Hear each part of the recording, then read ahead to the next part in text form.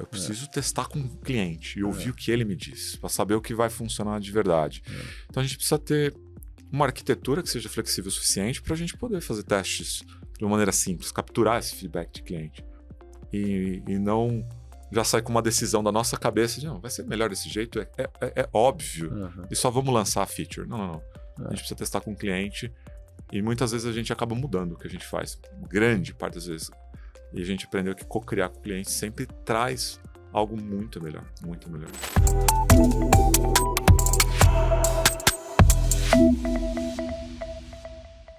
Fernando Contop, diretor de tecnologia do Itaú. Bem-vindo, Fernando. Obrigado, Paulo. Prazer estar aqui com vocês. Obrigado pelo convite.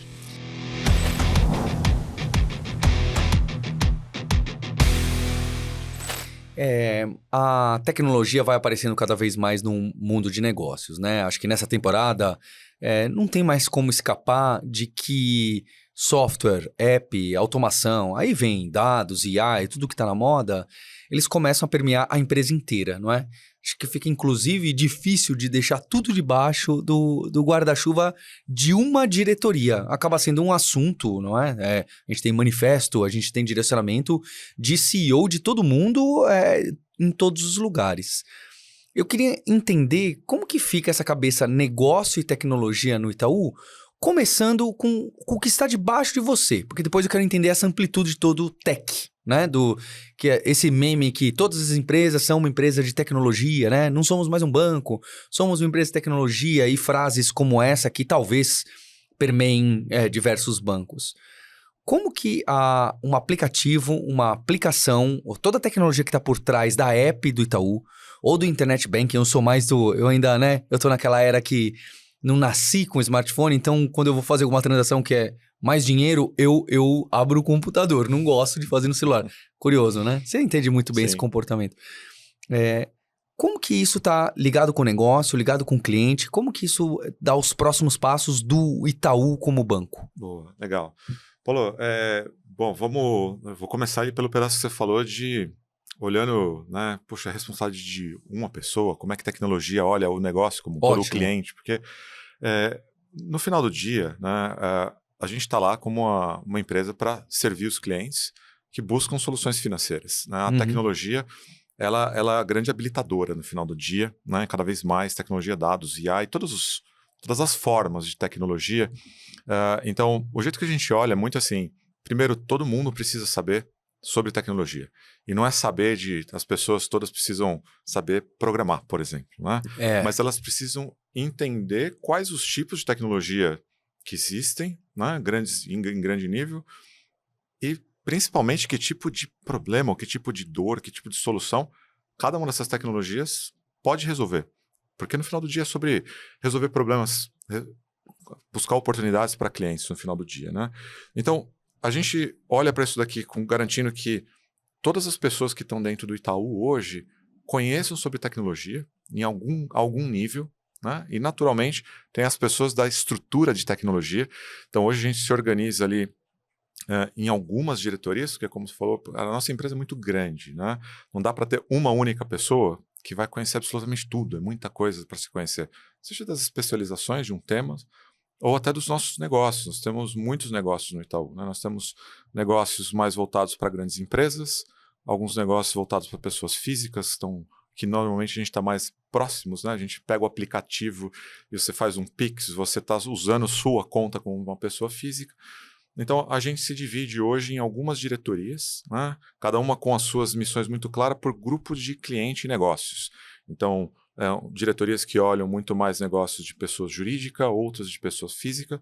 Eu me encontro hoje nesse grupo de pessoas físicas aqui, então, e hoje eu sou responsável toda a parte de tecnologia dos canais das pessoas físicas. Então, aqui inclui o nosso aplicativo, o nosso super app, Internet Banking, que você acabou de citar aqui também, as nossas tecnologias hoje que a gente vem chamando de AI, Customer Facing, também estão aqui. Então, quando a gente está falando um pouco já na mídia sobre inteligência Itaú, nós estamos incubando e desenvolvendo isso daqui também, e outros canais que nós temos ali, né?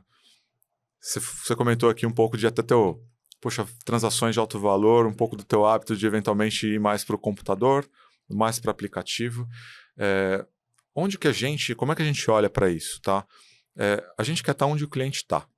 E, de novo, a gente tem bastante clientes e de diversos perfis. Isso é uma mudança, né, Contábil? Porque antigamente os bancos não precisavam estar onde o cliente estava, porque o mecanismo de competição, concorrência era muito bem definido. O trabalho de um banco era todo mundo igual. É isso aí. Né?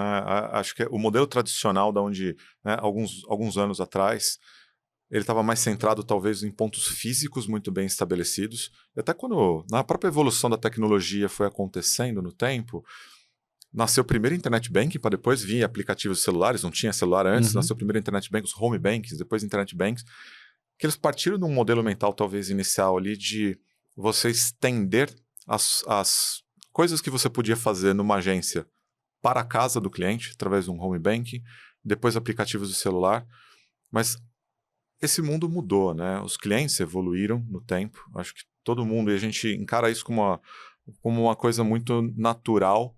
Isso talvez seja um dos pontos centrais da evolução do Itaú nos últimos anos, de que o comportamento das pessoas mudou. Né?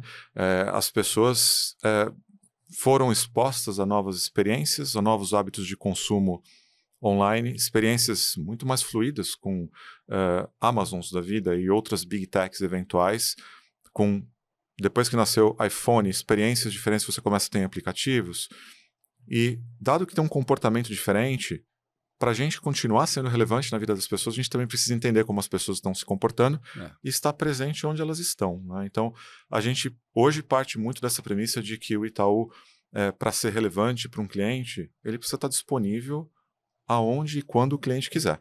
Então, por isso que hoje, quando a gente olha, né?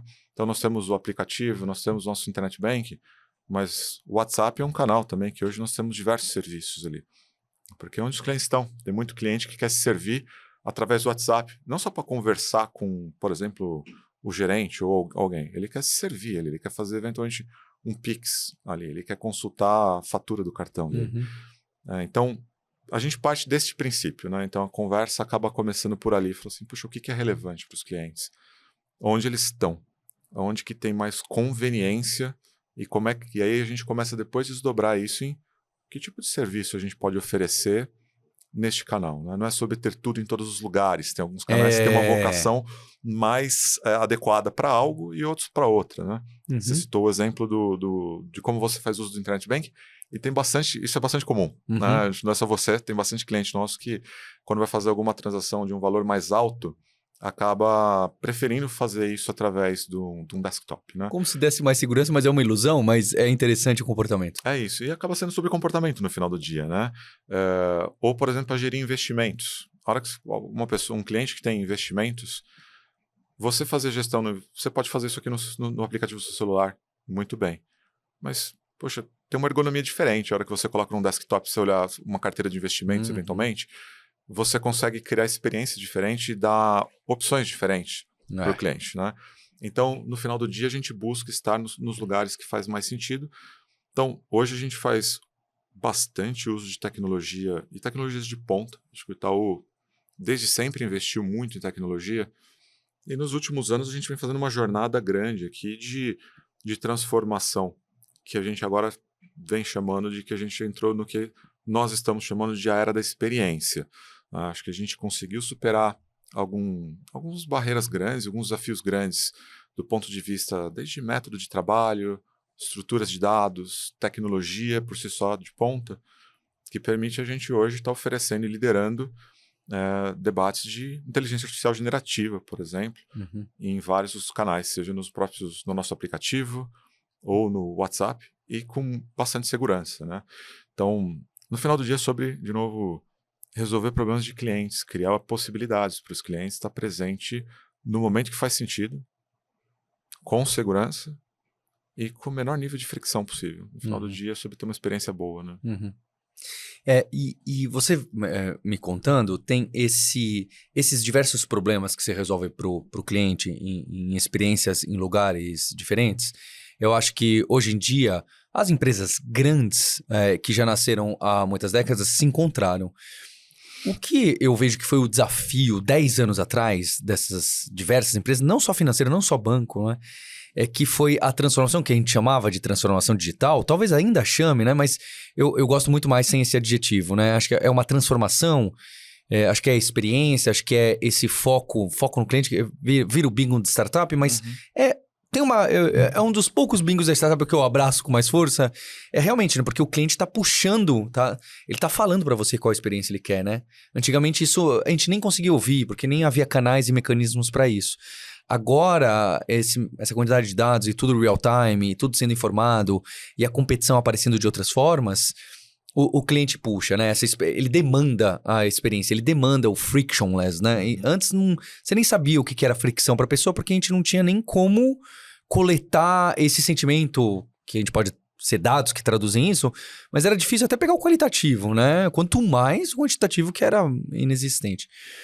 Algo que eu vi durante essas transformações, e tem um exemplo que uma arquiteta me contou que eu gosto muito, é essas digitalizações, tecnologia pela tecnologia. Aqui antes do podcast a gente estava falando disso, né? Que, primeiro, tecnologia pela tecnologia vira um assunto só tech. E segundo, que eu acho que o risco de não ter sucesso quando é tecnologia pela tecnologia é grande. Que seria, por exemplo, o migrar do mainframe para o cloud da tecnologia pela... porque é o que se usa hoje, então vamos migrar, né? Não, o que isso... Vai melhorar a correção monetária da conta bancária do cliente? Não vai? Então aguenta aí, né? E eu vi, especialmente quando apareceu, no caso de banco, quando apareceu os neobanks, né? Mas todas as empresas, né? Aparecia e falava, então o que eu preciso é de uma app. Então eu vou pegar a experiência que eu tenho presencial e vou colocar no digital, né? Aí você ia antigamente no digital do banco, você pedia um empréstimo, ele falava, tá bom, agora carimbe, assine, mande pro correio, aguarde 15 dias. Fala, não, né?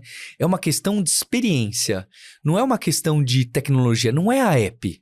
Se no telefone eu consigo pedir um crédito e ele me aprova ou não aqui no telefone, eu prefiro isso do que uma app. Eu falava muito disso.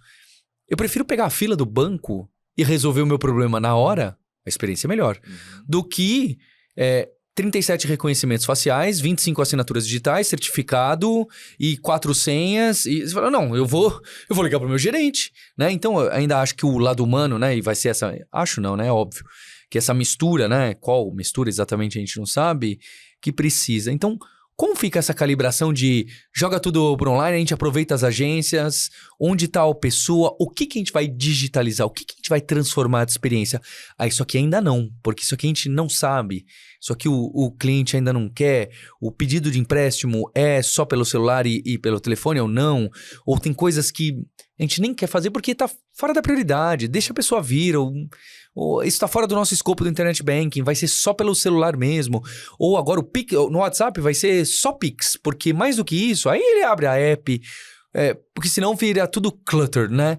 Fica aí no WhatsApp, você abre, vai ter um menu de 37 opções, e você fala, não, peraí, você já furou a experiência, né? Você transformou a experiência do WhatsApp numa da agência bancária, não era isso. Como fica esse do negócio, cliente, produto? Cara, acho que esse é um dos debates mais frequentes que a gente tem, né? Porque passa por o que você falou de... o termo que eu gosto de usar lá, a gente brinca que assim, a gente não está no campeonato mundial de fazer completude de funcionalidades em vários lugares. E a gente cai nesse campeonato. É fácil cair nesse lugar, né? Então assim, é um debate constante, porque, cara, a tecnologia é meio apaixonante, né? Você vê uma tecnologia nova, fica todo mundo, cara, é o objeto novo brilhante lá e vai todo mundo perseguir. Cara, como é que eu posso colocar isso nas coisas que eu já tenho? Cara, não é sobre isso no final do dia, né? Como é que a gente está de fato... A gente está adicionando algo relevante para cliente, ou que melhora, salva tempo dele, ou que melhora os resultados. Esse debate é frequente, tá? E assim, não encontramos nenhuma outra forma que não seja debater cada vocação de cada tecnologia e de cada uso. Então, vou te dar, sei lá, 2 exemplos talvez aqui para tentar ilustrar um pouco de como a gente vem fazendo isso, Paulo.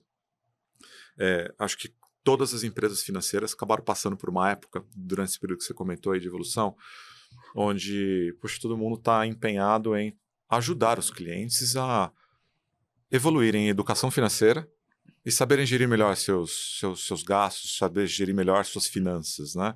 Gera retenção, gera mais dinheiro para a pessoa, você fica no ciclo. E acho que tem uma parte, inclusive, de uma missão nossa de conseguir social, ajudar né? as pessoas social de... Poxa, acho que os brasileiros têm um letramento pequeno, muitas vezes financeiro, né? Uhum. E, poxa, como é que a gente ajuda a desenvolver isso daqui, né? E acho que, cara, invariavelmente o mercado inteiro passou por um período ali de tentar fazer o seu próprio, que era chamado de gerenciadores financeiros. Você tentava fazer algo que era assim, quase que inspirado naquele antigo Microsoft Money, e que você tentava fazer algo super sofisticado para gestão financeira. E, cara, nessa época você olhava a tecnologia um pouco do Tech for Tech, cara, era sensacional. Você conseguia fazer desse tipo de caso de uso, aplicar várias tecnologias nisso daqui. O fato é que os clientes, nível de adoção disso, isso em qualquer empresa, no mercado inteiro, sempre foi muito baixo, porque era muito complexo. A experiência de uso dessas coisas no dia a dia era ruim. O nível de adoção era muito pequeno, muito pequeno. A gente abandonou isso daqui tem algo em torno de 3 anos. A gente estava fazendo o nosso, a gente tinha o nosso, como qualquer outra empresa, a gente estava fazendo o nosso gerenciador financeiro para pessoas físicas ali, mas caía no mesmo lugar. A hora que a gente conversava com as pessoas, assim, poxa, por que você não usa? No final do dia, era muito difícil Uhum. entender aquilo lá. Então, não gerava um valor real para as pessoas. Apesar de, se você fosse olhar por trás, o tipo de tecnologia que a gente estava aplicando para processar o volume de dados que um Itaú tem, classificar cada evento que acontecia, para colocar uma categoria. Tinha muita coisa bacana acontecendo por trás dos panos na tecnologia, mas eu não estava ajudando de fato o meu cliente no final do dia. E a gente, depois de fazer isso daqui, a gente mudou a abordagem para coisas que são, do ponto de vista de tecnologia, muito, talvez, menos tecnicamente complexo, mas que justamente por trazer uma experiência super clara e fluida para os clientes, virou um baita sucesso. Que, por exemplo, a gente lançou o controle de gastos e os cofrinhos do Itaú tem poucos meses. O controle de gastos é algo tão simples quanto você vai lá e você cria os seus tipos de categorias que você quer ter. Assim, olha, por exemplo, com restaurante ou com aplicativo de mobilidade. Eu quero gastar no máximo R$ 100 por mês. Se eu passar disso, putz, me ajuda, me avisa. Simples assim. Ah, isso aqui tem um NPS, um índice de satisfação dos clientes acima de 80 desde o lançamento. O índice de penetração na nossa base de clientes, isso aqui é gigante. A quantidade de feedback que a gente ouve de clientes em vários formatos, tá? Texto, as pessoas escrevem, mandam assim, cara, eu não fazia ideia do quanto, primeiro, eu não fazia ideia de quanto eu gastava com algumas coisas, e eu colocar esse tipo de controle me deu visibilidade e de fato me ajudou a salvar mais, poupar mais dinheiro, economizar e gastar com outras coisas que eu estava querendo fazer e não conseguia. Então, acho que tem sempre uma armadilha em você Uhum. querer fazer, né? Fugir do campeonato mundial de completude de funcionalidades Uhum. e saber usar a vocação de cada coisa, né? E talvez acho que o segundo exemplo, Paulo, e que acho que cai muito no como ajudar de novo os clientes e debate de vocações, né? Um exemplo curioso, pegando o nosso aplicativo e o WhatsApp, tá? Como qualquer aplicativo, mandar um push para o cliente é muito fácil, mandar notificação ali no celular, né? E a gente viu que tinha bastante pessoas que às vezes você está naquela situação que não é muito agradável, eventualmente você está comprando alguma coisa, você está numa loja, você está numa cafeteria, e a hora que você foi pagar, você esqueceu a senha do seu cartão. Uhum. Você precisa digitar a senha lá e você digita uma senha, tá aquela fila atrás de você. Ele já né? quer bloquear seu cartão, As né? pessoas olhando, você tá com... Mais uma Você começa chance. a falar, cara, eu não quero bloquear meu cartão. E a pessoa não lembra, mas ela tá ali, né? Na fila, com pessoas atrás olhando para ela, tipo, pô, essa fila não anda, né? Você tá naquela situação desagradável, desconfortável. A gente falou, cara, eu consigo saber se a pessoa errou a senha e reagir em tempo real para tentar ajudar essa pessoa. E a gente testou das duas formas. A gente falou, vou mandar primeiro um push para a pessoa. E a gente descobriu que nem todo mundo olha, ou tá com o push ativo, ou tá com o seu celular com o aplicativo no bolso na hora que tá lá. Mas o WhatsApp, as pessoas estão com ela. As Uhum. pessoas estão em algum celular sempre com o WhatsApp na rua. Uhum. E que a hora que a gente fez um outro teste da mesma coisa, a gente queria resolver o mesmo problema. Eu falei, eu quero ajudar as pessoas que estão numa situação dessa a não passar por uma situação difícil ou que ela consiga encontrar a senha dela de uma maneira segura, com bastante facilidade, na hora que ela está precisando. Uhum. Não que ela tenha que sair da senha, da fila que ela está, ir para algum outro lugar, vai num cantinho ali, deixa eu procurar minha senha. Não. Então, a gente foi lá e fez com outro grupo, assim, manda um WhatsApp pro cliente. e vamos ver como é que ele reage. E, cara, foi um baita sucesso. A gente manda o WhatsApp na hora que a pessoa errou a senha. Falei assim, Paulo, a gente viu que você errou a senha aqui. Você quer ajuda para relembrar? Clica aqui, eu já te jogo dentro do lugar onde você faz o fluxo de verificação. Pra ter certeza que você é você. E a redefinição. E eu já te relembro tua senha ali no momento que você está precisando dela.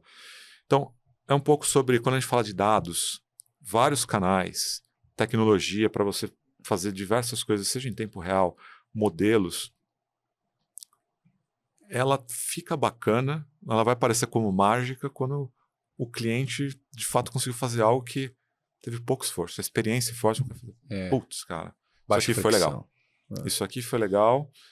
É ali que a tecnologia, se parecendo com mágica, ali, ela meio que estando por trás, ali, acontecendo, resolvendo um problema de uma maneira muito simples. E fazer coisas com experiência simples é muito, normalmente, mais complexo do que você fazer de outra forma, que acontece a coisa, sabe? Então, não tem a gente não descobriu nenhuma fórmula do sucesso, para não fugir da tua pergunta de uma forma objetiva, assim. Temos 3 passinhos aqui que se a gente verifica isso, a resposta está lá. Os 4 P's do marketing, né? Sei lá, não isso. tem... Mas uma coisa que a gente aprendeu que, de verdade, é que a gente não pode presumir pelos clientes.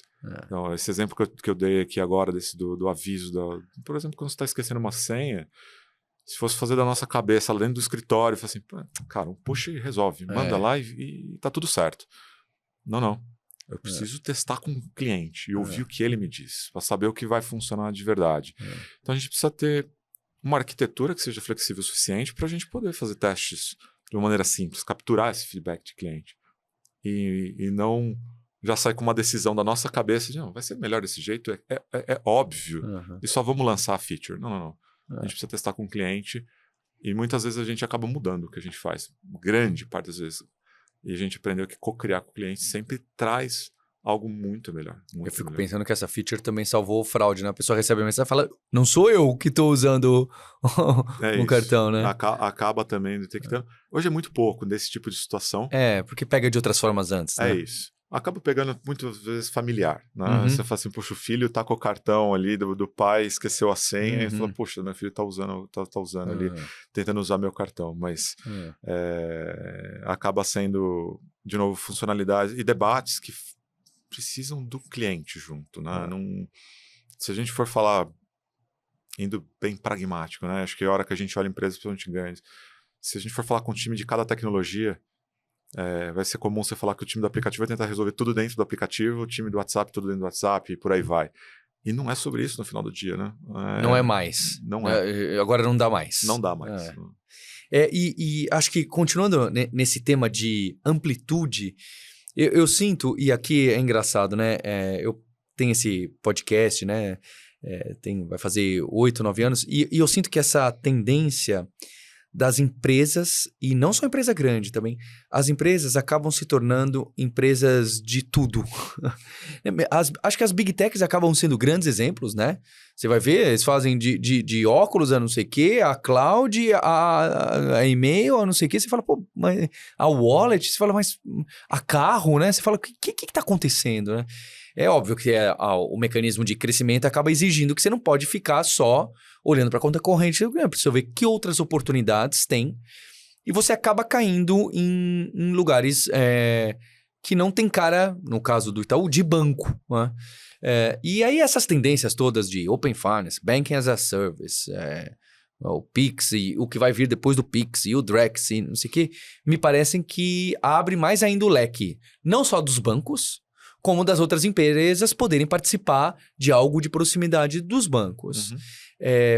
Acho que isso também está ligado à Super App, né? Então, na Super App, em vez do que você ter vários lugares da sua conta corrente para pedir alguma coisa, para fazer o consórcio, para ver o seguro-saúde, para não sei o quê, não, olha, agora a gente tem meio que tudo aqui dentro, porque a gente tem mais ofertas meio separadas, para tentar criar um ambiente... O WhatsApp tenta ser uma super app, né? Cada vez mais, né? Ele tenta fazer pelo outro lado, já que ele domina a comunicação, ele tenta fazer invertido, né? Uma super app invertida.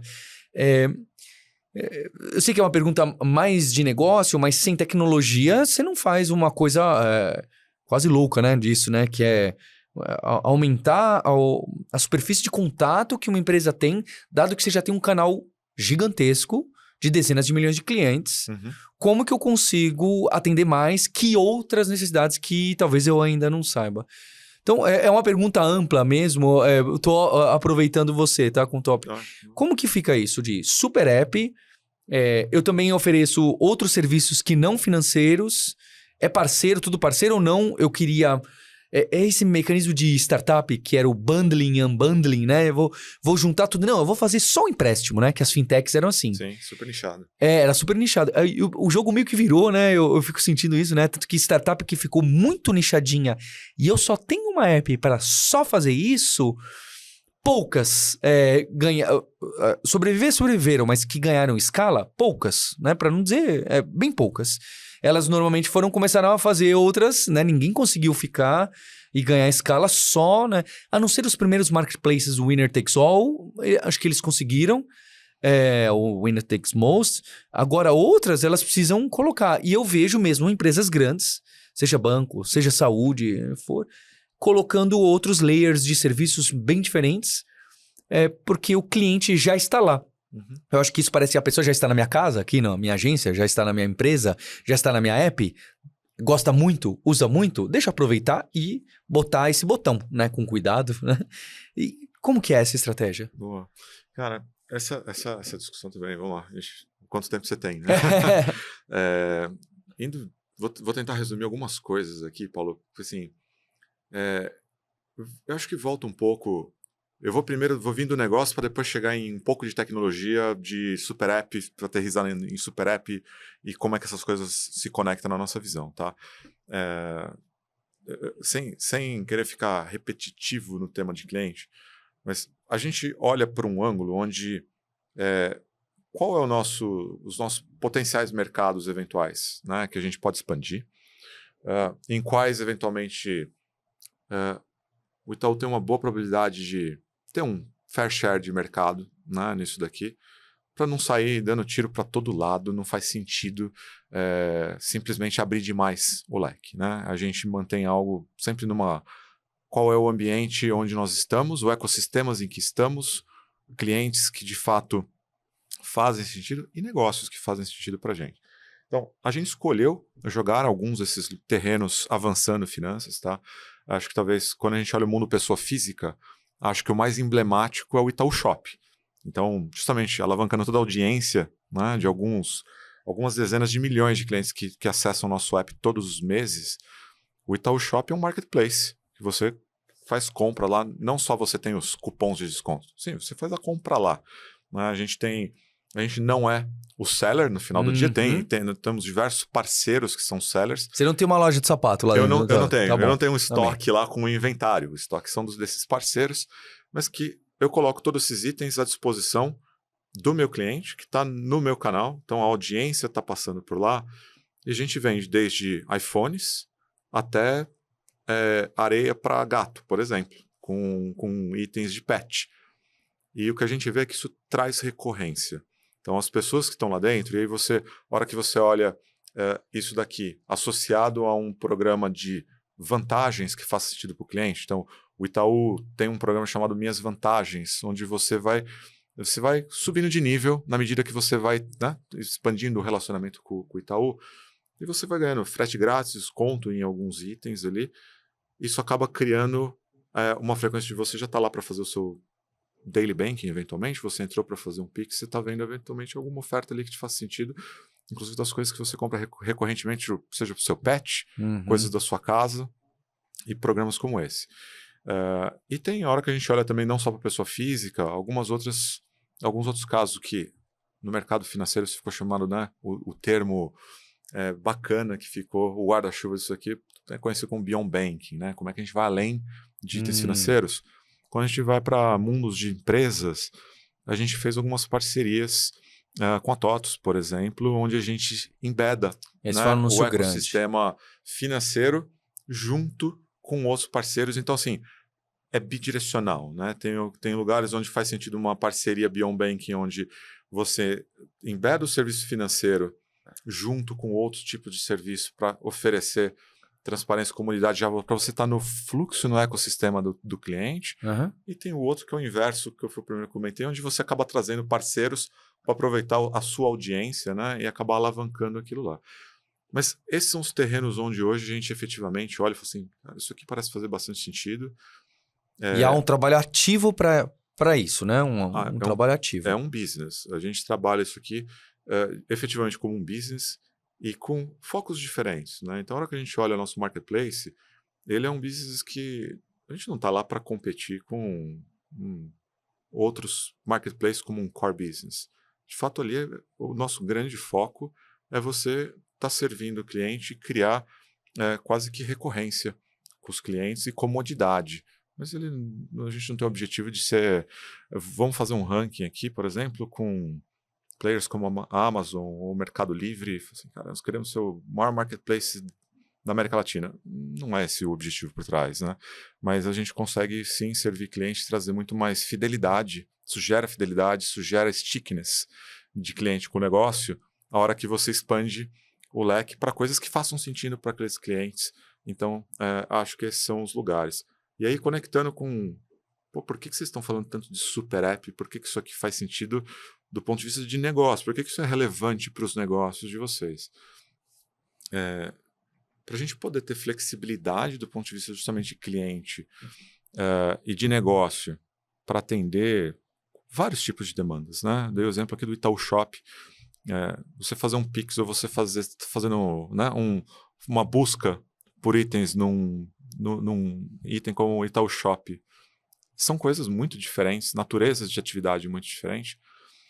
Você precisa ter uma fundação tecnológica muito, primeiro, robusta e, segundo, flexível, que te dê um arcabouço de possibilidades que permita times distintos fazerem coisas completamente diferentes, sem perder segurança, sem perder velocidade, reutilizando todos os dados e modelos que a gente tem lá dentro.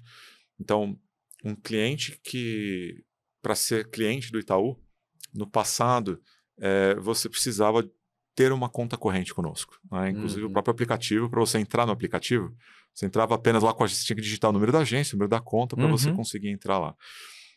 Então, fazer a evolução do aplicativo para uma arquitetura mais orientada para um super app, no final do dia ele está resolvendo problemas de negócio que me permite falar o seguinte: o aplicativo não é para quem tem conta corrente. É maior do que isso. Ele é maior do que isso. O aplicativo, ele é um aplicativo que permite qualquer pessoa que quer ter algum tipo de relação com o Itaú, e a gente, de novo, tem uma gama gigantesca de produtos que a gente oferece. Desde um marketplace como o Itaú Shop, aos produtos mais tradicionais, de cartão de crédito. Você vai financiar um carro, uma moto, algum seguro que você vai fazer. Não deveria importar por onde você está começando essa relação com o Itaú. E eu não preciso que você você contrate uma conta corrente para você poder ser seu aplicativo, né? No fundo, o aplicativo ele fica mais flexível. Então, qualquer pessoa entra com seu CPF, uma senha, e você consegue se servir daquela relação que você quis contratar com o Itaú. Seja o financiamento do veículo, seja um empréstimo, você está financiando uma casa, um apartamento, né? Então, trazer para o nível de tecnologia e arquitetura a flexibilidade de um super aplicativo que ele pode se moldar a diversas necessidades, onde eu possa construir experiências, seja de banking, ou de coisas que vão além de banking, como um marketplace para compras tradicionais.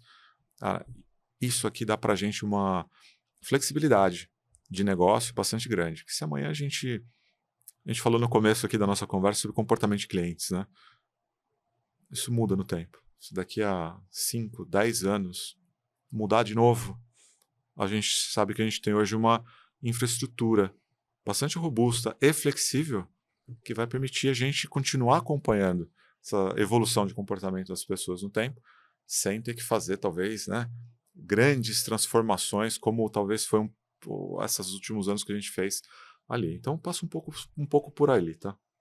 É incrível, né? Porque realmente as coisas estão indo para todos os lados e a gente nem arranhou o mecanismo técnico que é o que está debaixo disso tudo, né? Então é impressionante como o negócio vai demandar de tecnologia no nível altíssimo. Altíssimo. Cada vez mais.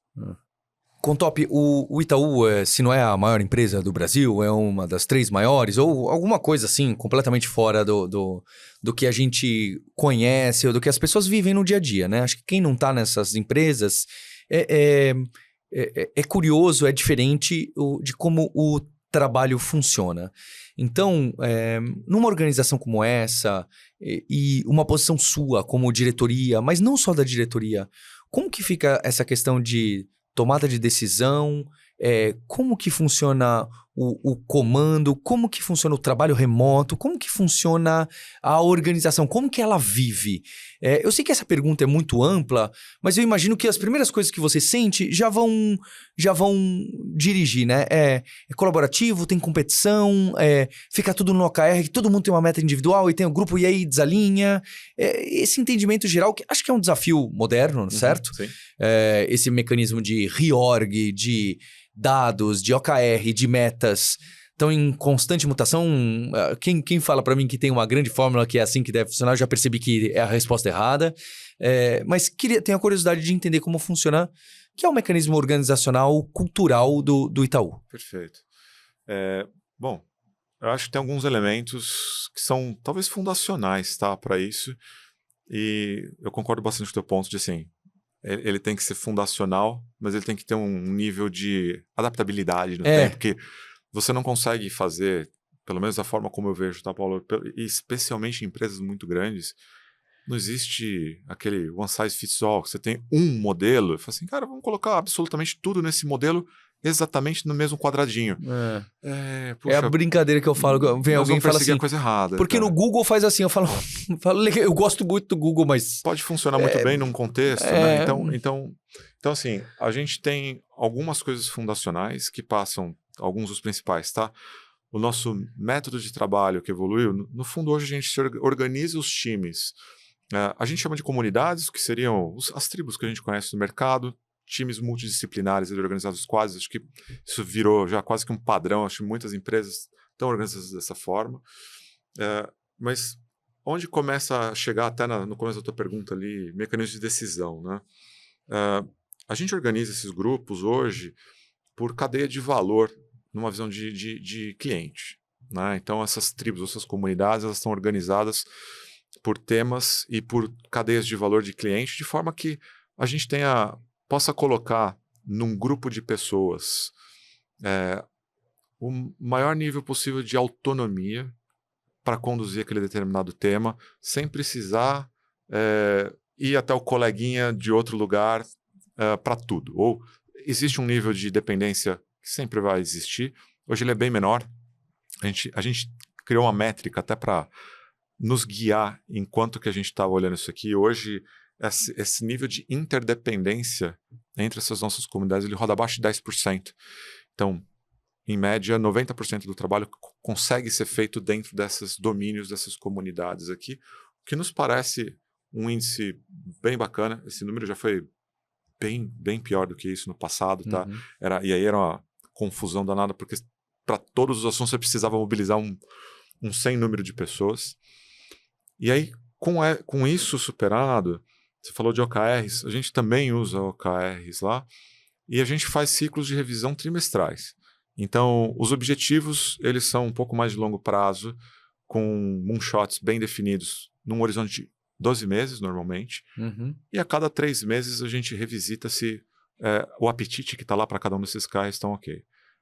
Isso responde toda a tua pergunta de mecanismo de decisão? Não. Acho que tem outros elementos aqui que te colocaria que é onde entra um pouco de assim, níveis de investimento, o apetite de investimento, né? Poxa, qualquer mercado tem ciclos, tem épocas que eventualmente crédito é mais relevante do que eventualmente algum outro tema. Isso acontece em qualquer negócio. Então, a gente tem mais um mecanismo que nos ajuda a balancear, né, na medida que o mercado vai mudando e fazendo ajustes finos entre como é que a gente adequa níveis de investimento em cada um desses grupos aqui de temas, de comunidades.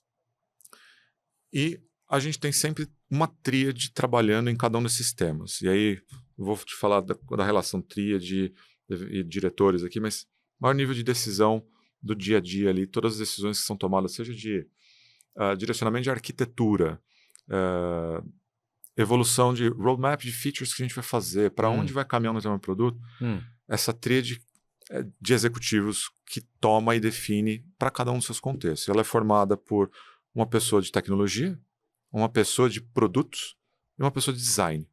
Quão embaixo isso está da organização? Essa tríade são superintendentes. Então, são pessoas que reportam. Então, eu hoje estou como diretor lá. Então, é o primeiro nível de reporte para o diretor. Então, é uma liderança bastante sênior hoje que lidera essas comunidades. Depois você tem, obviamente, né, os squads e outros tipos de decisão, mas as decisões de verdade que direcionam mais para a esquerda, mais para a direita, como é que a gente vai evoluir ou investir este nível de liderança das comunidades, e sempre composta por essas 3 especialidades, produto, tecnologia e design, eles juntos são corresponsáveis pelas decisões. E isso é by design, tá? Isso para a gente também foi um aprendizado grande, né? Ter essa coliderança cria aquela tensão suficientemente positiva, saudável de você não ter vieses, ou você faz assim, puxa, eu vou tomar uma decisão aqui que eventualmente desconsiderou a viabilidade técnica de executar algo, ou a viabilidade econômica, ou sustentabilidade do produto, ou a experiência do cliente. Então tem sempre aquela tensão, mas que ela é colaborativa no final do dia, e a soma dessa decisão aqui, você pode falar, poxa, mas tem algum, né? Rola alguma fricção, demora, às vezes, naturalmente tem debates, né? Não tem como não ter. Mas acho que é o debate saudável, sabe? Que é aquele que a resultante desse debate é uma decisão melhor do que se fosse individualmente qualquer uma dessas especialidades. E a gente garante que nenhuma dessas coisas fica abandonada no caminho, especialmente na visão de longo prazo, né? Porque uma decisão que eventualmente você, aqui olhando por tecnologia, né? Você fala assim, puxa, cara, tem uma oportunidade aqui, vamos capturá-la e eventualmente a gente está escolhendo um caminho que vai criar um débito técnico. Tá tudo bem você fazer isso aqui, você capturar isso aqui, desde que depois você organize uma decisão consciente, depois você paga esse débito técnico aqui para você não ir deteriorando sua plataforma no tempo, né? Então, você ter essa composição mista de especialidades, então nessas decisões, garante esse balanço entre tomar as decisões que dão a velocidade e a gente captura as possibilidades que tem, ao mesmo tempo que, no longo prazo, a gente não hipoteca o futuro e eventualmente vai acumulando, seja uma experiência que vai ficando fragmentada ao longo do tempo, ou os débitos técnicos vão se acumulando e você vai perdendo velocidade depois, porque cada vez que você quer fazer alguma coisinha, você fala, cara, puxa, eu preciso mexer em tanta coisa aqui no código, porque ficou um monte de puxadinho. Isso garante pra gente uma perenidade, sabe? De ter uma plataforma moderna e saudável que a gente consegue manter no tempo. Então, é um pouco de como funciona hoje. Lá a gente tenta colocar para as comunidades cada vez mais o máximo possível de autonomia, tentar deixar o perímetro, né, talvez, de atuação de cada uma delas o mais autocontido possível. E existe essa correlação, essas dependências, onde em alguns lugares pontuais que a gente aí sim precisa fazer a coordenação do trabalho entre elas. Mas um pouco de como funciona, eu te diria, hoje, essas coisas. E com top, eu tenho me interessado mais pelo design organizacional por viver hoje uma empresa maior aqui, né? E ainda com outras business units e com C-level e tentando entender tomada de decisão e o que é cultural, o que se espelha, o que não se espelha. Então é muito desafiador e interessante. Você citou essa tríade e a sua posição. Quando você precisa entrar e no que você precisa entrar? Você desdobra essa estratégia, você entra quando tem um conflito ou quando o pessoal levanta a mão e precisa de apoio para ver se você tem uma referência? Ou você deixa alguns times completamente apartados, especialmente os que você tem há muito tempo? Ou que você falou, putz, mas tá todo mundo falando de crédito, então além da tríade eu vou estar lá na reunião de trabalho durante os próximos 6 meses, sempre. O quanto você entra em reuniões de trabalho, se é que eu posso chamar assim? Tá. Acho que são pontuais. Vamos lá, os temas são bastante amplos lá, né? Então... eu entendo que a gente fala de diretoria para você. A diretoria de um banco do Itaú é um negócio diferente do que a gente fala de diretoria de outras empresas, né, o empilhamento de mecanismos, não é só de pessoas, né? Não, perfeito. Mas enfim. Mas acho que é fair a pergunta, Paulo, e assim, vou dividir em alguns pedaços, tá? Eu acho que tem um pedaço que não foge, e isso é de qualquer executivo lá no Itaú, mas eu acho que isso aqui para mim, inclusive, eu acho que é algo que é difícil você querer ser um executivo sem isso, que é você estar, de fato, você tá acompanhando e sabendo exatamente o que acontece na operação do dia a dia. Né? Porque é fácil, às vezes, você falar sobre novos projetos, novas ideias, as coisas novas. Tem um dia a dia acontecendo a todo instante. Operação. A operação ela não para, ela é 24/7. Então, você conhecer o que está acontecendo na operação, saúde da operação, acho que é talvez dever número 1. Então, uma das coisas que eu entro no dia a dia, sim, é na operação em casos mais críticos, inclusive, de falar o seguinte, a hora que tem alguma questão que envolva, eventualmente, qualidade, algum atrito muito grande com algum cliente, por qualquer razão que seja, a gente está próximo e a gente acompanha a saúde da operação para estar lá e ajudar os clientes e ajudar a operação a evoluir.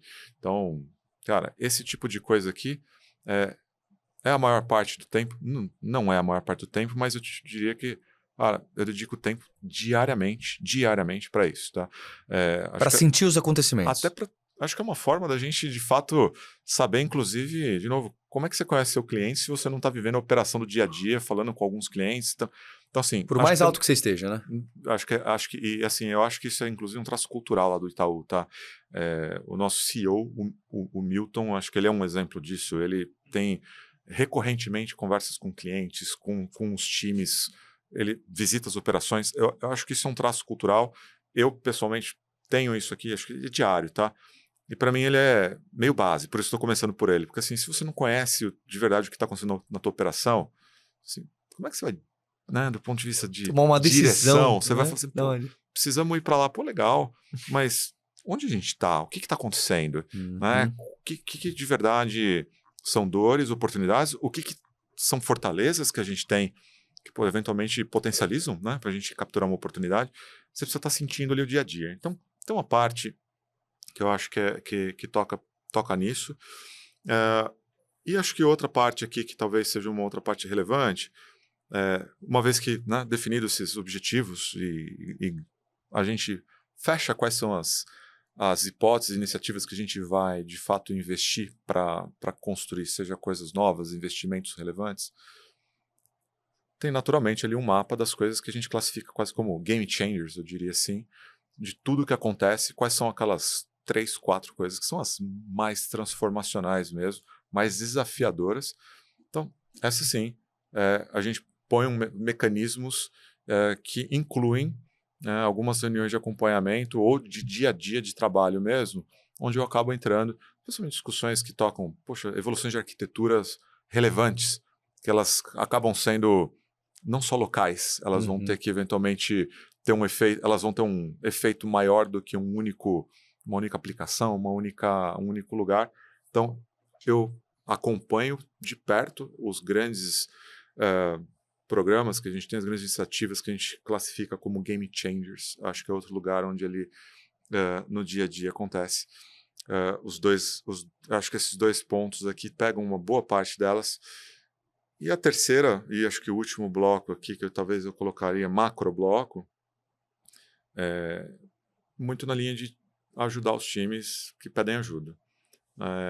Assim, de novo, nós estamos numa organização grande, tem pessoas que conhecem mais de determinados temas, estão há mais ou menos tempo na organização, navegar numa organização grande, às vezes você tem alguns atalhos, então acho que um outro papel da liderança, para de fato o dia a dia fluir bem e as coisas acontecerem, é você efetivamente fazer não acontecer. com uma agenda já pré-estabelecida, né? Acho que a segunda aqui que eu narrei, você consegue definir, poxa, esses temas aqui são críticos, esse eu vou acompanhar regularmente, você cria as agendas, os mecanismos de acompanhamento e você acompanha.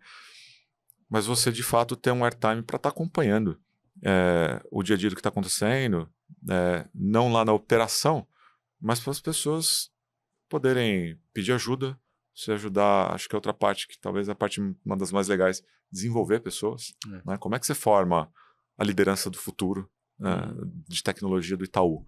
Né? Como é que você pega as pessoas high potential, as pessoas que estão precisando de apoio, e você também tem um airtime para, de fato, fazer one-on-ones com essas pessoas, mas efetivas, né? Focada naquela pessoa para ajudar a desenvolvê-la. Eu acho que essas coisas aqui moram bastante na minha agenda, esse tipo de coisa aqui. Então, de alguma forma, você demonstra disponibilidade lá. Ou as pessoas Eu te tento. Cutucam. Depois você pergunta para as pessoas lá. Não, elas... claro. Bem, mas eu tento estar disponível para esse tipo de coisa, Paulo. Não tem muito jeito. Eu não acredito que... E aí tem questões de, inclusive, crenças pessoais aqui, de como, sei lá, como eu aprendo, como eu vejo, como eu interajo com as pessoas. Um pouco de... Eu acho que é difícil a gente querer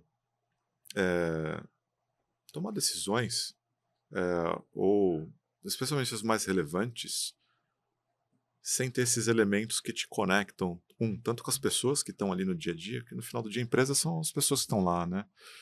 Você saber exatamente o que está acontecendo lá, como é que está andando a operação. Então, para mim, essas coisas, elas são... Você estar disponível para essas coisas aqui faz parte do job description em algum grau aqui, não tem como você desassociar, né? Eu acho que eu já ouvi pessoas fazendo perguntas, às vezes, em conversas de tomando café, alguma coisa, de que às vezes tem aquela ilusão, né? Cara, o diretor, né? A hora que você vira o diretor, cara, legal, né? Você vira o diretor, você chega lá, senta, fica lá sentado, e as coisas acontecem e você está assistindo. Cara, eu te diria que a verdade não pode ser mais distante do que isso, cara. Assim, você está operando também, né? Você está no dia a dia, na verdade, você acaba tendo mais... Você acaba deixando... A largura de banda fica maior, né? Você acaba tendo mais temas para você estar junto com as pessoas, ajudando. Você não consegue... Você delega atividades, você delega missões, mas você não delega responsabilidade. No final do dia... Ser líder é você estar junto com as pessoas, você é o responsável no final do dia. Eu falei que, por exemplo, o aplicativo do Itaú, né, hoje está dentro do escopo lá da diretoria na qual eu estou. É de todos nós. Mas eu, em primeiro lugar, sou responsável. Né? Se o aplicativo falhar, estiver fora do ar, não importa o que aconteceu. Eu sou responsável em primeiro lugar. Eu preciso entender o que tem lá. Eu preciso entender se as pessoas como têm tá o que indo? precisam. Né? Então, é um pouco disso, né?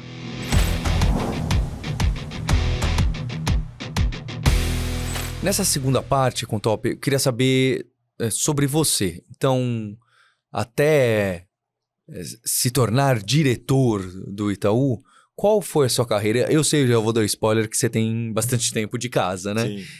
Mas como que é esse caminho? Cara, que pergunta difícil. Porque... O que você estudou e o que foi que te deu interesse em tech e business, né? E talvez começando por... Cara, já me fizeram essa pergunta uma vez. Como é que você planejou, né? Sua carreira? Não planejei. Não, assim, poxa, legal, já tinha, né, o desenho traçado. Certamente não foi assim. Cara, eu comecei... Primeiro que eu gosto muito de tech. Sempre gostei. Minha carreira sempre foi em engenharia. Eu até hoje codo por hobby, especialmente agora com AI, cara, tá mais legal porque eu consigo fazer mais disso com os menos CTOs tempo. voltaram a programar, é interessante. Cara, diversão, para mim é diversão. Então, eu comecei minha carreira muito cedo. Carreira, acho que é uma palavra forte aqui. Eu comecei a trabalhar muito cedo. Né? Eu venho de uma família humilde, eu comecei a trabalhar com 15 anos, como office boy.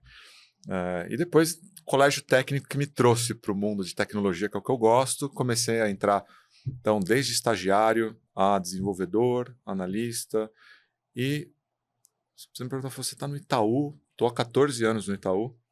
Antes disso, trabalhei no Citibank por 8 anos, uma super escola. Assim, cara, você escolheu, né? Como é que foi esse negócio? Foi para... Cara, acho que as empresas financeiras são... talvez as maiores empresas de tecnologia que a gente tem, né? Elas investem demais em tecnologia. Então, entrei no mercado financeiro, estudei muito sobre produto e mercado financeiro, complementei meus conhecimentos, então, fiz minha faculdade, fiz depois um MBA ao longo do caminho, Como é que eu fui chegando a diretor, cara? Eu acho que eu primeiro te diria que graças às pessoas que eu fui conhecendo ao longo do caminho, no É, sentido de, cara, ninguém faz nada sozinho, então as coisas que eu conquistei sempre foram em grupos que eram formados com pessoas incríveis. Eu sempre aprendi muito. Eu aprendo bastante sozinho, eu leio muito, eu estudo bastante coisa, mas eu sempre aprendi muito mais com outras pessoas, é, com na trocas. troca. E acho que, cara, eu tive oportunidade de talvez estar no lugar certo na hora certa e encarar alguns desafios que levaram a outros desafios. Poxa, eu tenho essa oportunidade e fui crescendo ali na carreira ao longo do tempo por essas empresas aqui. Estou como diretor no Itaú desde 2019. De 2019. Muito do que eu fiz na minha carreira foi coisas como eu narrei agora dos canais, sempre foram muito coisas voltadas para cliente, muita coisa de plataformas tecnológicas, customer facing, Uhum.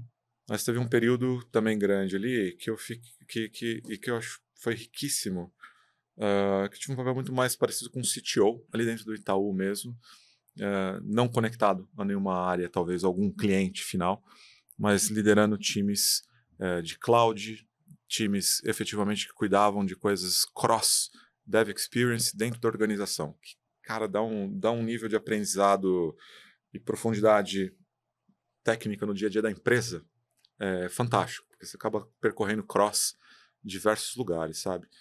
Então, o que takeaways que eu diria, talvez, não sei se tem um pouco disso na tua pergunta, Paulo, mas eu acho que a primeira coisa, e que eu talvez a qual eu acredito a maior, que mais me ajudou nesse caminho, é aprender, né? Se manter com uma cabeça, primeiro humilde, pé no chão, de às vezes a gente acha que sabe bastante das coisas e cada dia você vai descobrindo que você sabe menos do que você sabe, né? Às vezes a gente não sabe o que a gente não sabe e você vai É, aprendendo.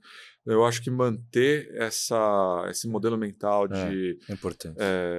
um estudante contínuo, eu acho que é uma característica central, porque isso te permite você encontrar oportunidades, porque você olha assim, eu não sei sobre isso aqui, cara, isso aqui deve ser legal, deixa eu tentar entender um pouco mais. E a curiosidade vai te levando a aprender coisas, achar oportunidades, você acaba conectando pessoas, conectando ideias e acaba criando coisas novas, né? É, acho que também não é à toa aqui no Itaú, acho que também a gente está aqui por causa do contato que a Lura, a FIAP, não, tem muito dev lá que estudou aqui na universidade, sabe? Tem um Bastante. time grande. Então, esse mecanismo de estar sempre atento, acho que também hoje é regra, as empresas precisam dar esse espaço e esse incentivo, senão é alinhado com a empresa, né? Esse pensamento É isso. de aprendizado. Total alinhado. E acho que tem uma dicotomia também, cara, ao longo do caminho de. Eu já ouvi várias pessoas também me perguntarem sobre isso, e eu acho que existe. Para mim é um falso dilema, tá? Às vezes, assim, falar, poxa, para você progredir na carreira, quem tem ambição, às vezes, de se tornar um executivo, chegar numa posição executiva de que você precisa sacrificar a sua vida pessoal. Né? Cara, não, você vai ter que abrir mão, né? Escolhe. Né? Uhum. Você quer uma É, coisa ou a existe essa outra? frase. É. Eu vejo várias pessoas, especialmente mulheres, acho que talvez sofrem ainda mais com isso, Uhum, quando tem conversas de maternidade no meio e tudo, mas você uhum. fala assim, cara, e não é. E eu posso falar assim, com bastante, por experiência, eu acho que é um falso dilema isso daqui, tá? No fundo, você não abre mão das coisas. Você não, é muito difícil você desassociar quem você é, primeiro, como pessoa, da profissão que você faz, do que você faz no seu dia a dia. E é perfeitamente possível você equilibrar as duas coisas e você ter a sua vida pessoal e a sua vida profissional progredindo ah, juntas. Eu não abri mão da minha vida pessoal em momento algum. É, vido, faço minhas coisas até hoje com bastante prazer. Eu diria que são elas, inclusive, que me deixam, talvez, equilibrados para continuar, né, num dia a dia executivo que é intenso, que Uhum. é puxado. Então, acho que uma coisa que, só aproveitando aqui a oportunidade da nossa conversa, se alguém tem esse dilema, eu já ouvi várias pessoas com essa dúvida, cara, mas eu não sei se eu quero, porque, puxa, eu vou ter que abrir mão da minha vida pessoal. Eu diria, não pensa dessa forma. Se fizer com cuidado e atenção. Né? É uma questão de escolhas, né? Se você escolher ter as duas coisas, é perfeitamente possível ter as duas coisas. Fun fact, na linha, você perguntou a respeito de mim, cara, e para dar um exemplo, eu toco guitarra, eu tenho uma banda com uns amigos, cara, a gente tá junto há mais de 7 anos. Uhum. E toda semana a gente tem o nosso horário, que a gente vai lá, faz um som. Cara, é sobre isso no final do dia, sabe? Você não abre a mão de uma coisa para ter a outra. E há 7 anos o som tá mais ou menos. O som cara, o som não é lá aquelas coisas, mas a diversão é garantida. E no final do dia, sabe, é um pouco de... Você consegue ter as suas coisas e ter diversão, ter tempo para você. Tem gente que joga bola, tem gente que toca, tem gente que faz alguma coisa. Essas coisas são excludentes. Você não consegue chegar a ser um executivo de uma grande empresa se você não abrir mão dessas coisas. Eu te afirmo que não. Requer disciplina, obviamente, de você conseguir se manter atualizado, estudar, você organizar muito bem seus tempos. Você consegue organizar seu tempo para todas as coisas. Não precisa abrir mão de família, de amigos, para você evoluir profissionalmente. Então, eu acho que enfim, um falso dilema que eu vejo pessoas às vezes fazendo as perguntas aqui. Acho que eu viajei um pouco aqui na tua pergunta, mas... Tá perfeito. Essa parte é sobre isso. Também que, no fundo, eu sou um só, né? Você não tem uma coisa sem a outra, né? E porque quem tá escutando aqui a gente tem esse interesse. Muita gente me fala, eu adoro Like a Boss, só que eu gosto da segunda parte, quando as pessoas colocam... Eu entendo, mas eu acho que precisa dos dois, senão fica muito... a história da trajetória da carreira, mas se entender a parte do negócio, que foi o primeiro round, já mostra o seu modelo mental e o que você está atento e como que o negócio funciona e a empresa, mas já está misturado com você. E aí depois destrincha, eu acho que você entende melhor o que veio na primeira parte. Esse é o meu raciocínio. Perfeito. Você tem essa carreira que eu considero, a minha visão, tem uma semi-pequena transição de algo para negócios, né? Seja de tech, tem gente que vem de vendas, tem gente que vem do RH, tem gente que antigamente, para esses cargos super executivos, vinha de finanças, né? Uhum. Hoje em dia tem espaço de produto e tal. Você veio de tech. Essa migração e carreira para o caminho de diretoria, mas não precisava nem ser diretoria, né? Qualquer coisa um pouco mais próximo de negócios, e o seu está muito próximo.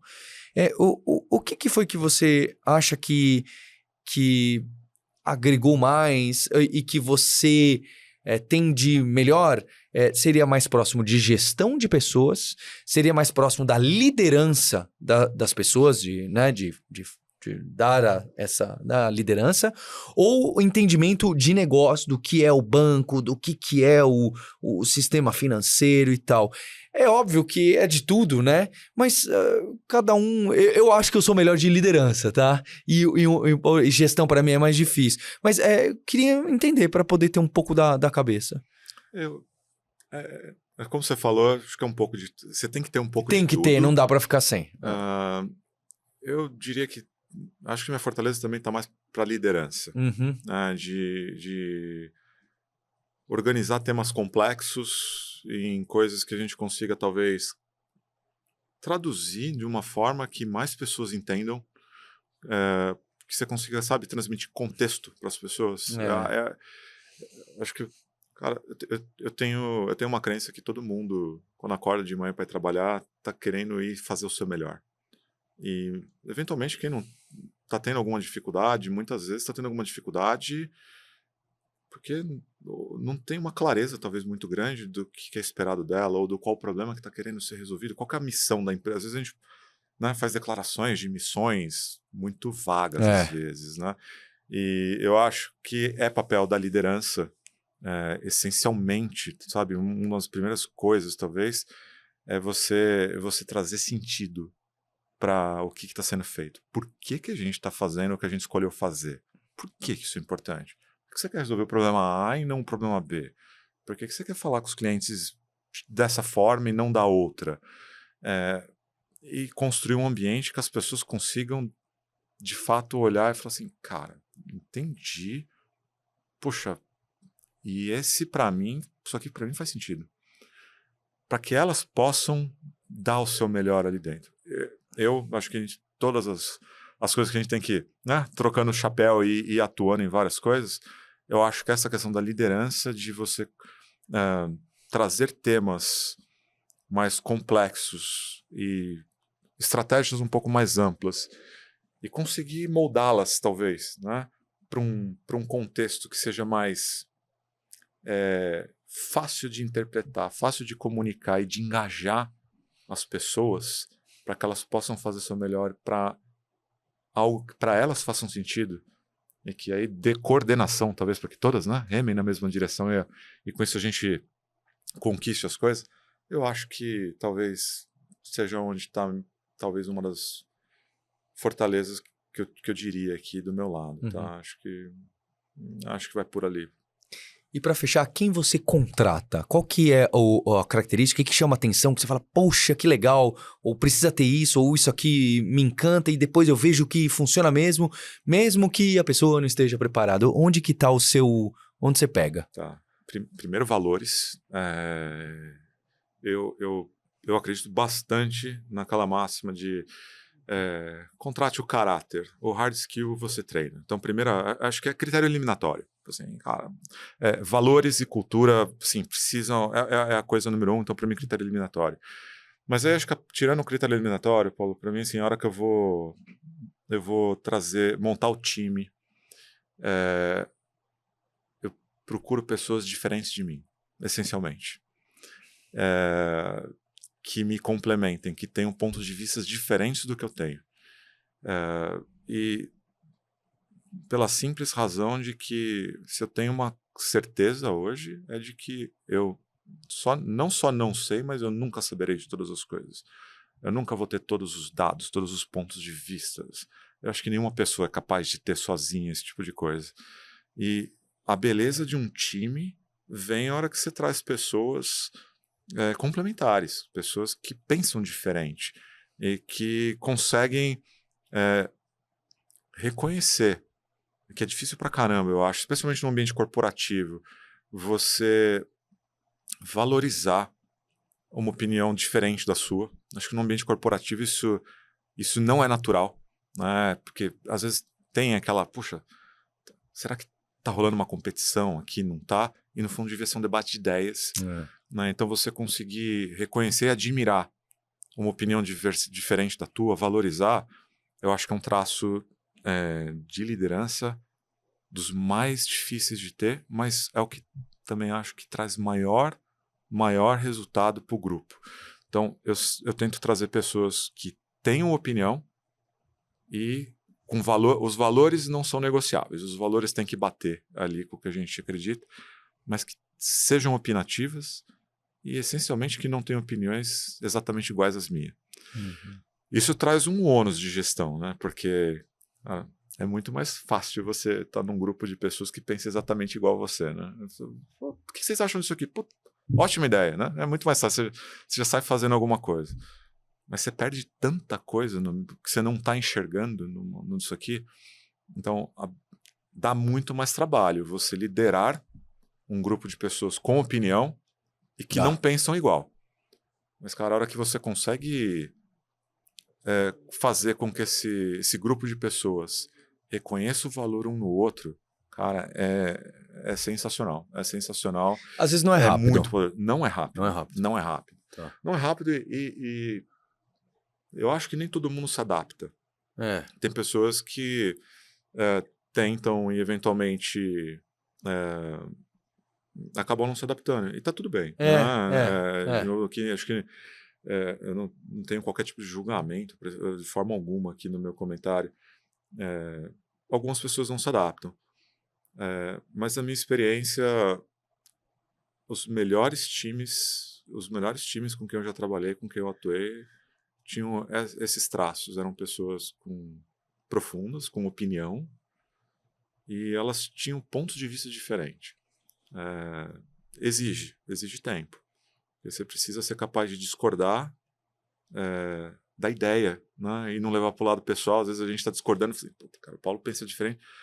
eu começo a questionar o Paulo. Não, não é o Paulo. Eu tô discutindo, nós estamos discutindo uma ideia, eventualmente. Né? Nós estamos discordando de uma ideia e depois a gente sai, nós vamos tomar um café junto lá. Poxa, a gente se respeita provavelmente até mais. Depois, por ter pontos de vista diferentes, se aprende bastante. Então, para mim, isso é o que eu busco, tá? Quando eu estou procurando aqui pessoas para trazer, especialmente posições de liderança, pessoas que consigam efetivamente ter opinião, mas que também saibam admirar o diferente, que consigam ouvir algo diferente, contraditório ao que ela pensa e não reagir. Falar, putz, o cara não sabe de nada. Falando, não, cara, escuta. Escute com ouvidos generosos, escuta. Pode ter alguma coisa para você aprender aqui. Né? Acho que é um traço difícil, mas, cara, é poderosíssimo, poderosíssimo. Fernando Contop, diretor de tecnologia do Itaú, muito obrigado. Valeu, Paulo, é um prazer estar com vocês.